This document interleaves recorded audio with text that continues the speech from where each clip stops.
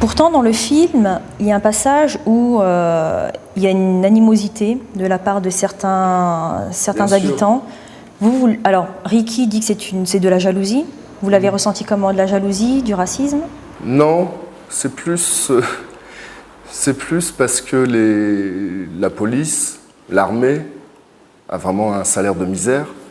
Donc ils se débrouillent pour gagner plus avec leurs armes, donc vous impressionnez. Et c'est sûr qu'un blanc avec une caméra, c'est facile de l'impressionner, de lui dire qu'il n'a pas le droit de filmer, que c'est un bâtiment... C'était un policier qui vous a ouais. verbalement agressé? Oui, ça nous arrive tout le temps, ça.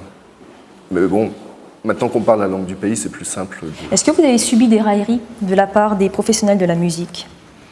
Ils n'ont pas cru en vous en vous disant... Oui, c'est pas vraiment des railleries, mais ils ne croyaient pas vraiment en ce projet parce que quand on est arrivé avec nos premières maquettes, c'était vraiment l'époque où les maisons de disques commençaient vraiment à ne plus vendre de disques et étaient très inquiets. Donc ils se disaient en plus un projet avec des musiciens africains, ça ne peut pas marcher. Donc on en a vu plusieurs et tout le monde, et c'était à peu près la même réponse, nous disait musique africaine, aujourd'hui avec les ventes des disques, oublie. Est-ce que ça a suscité des vocations d'acteurs chez le staff?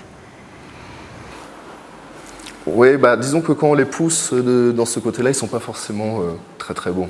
Ils forcent un petit peu le côté un peu grotesque de l'acteur, un peu théâtral.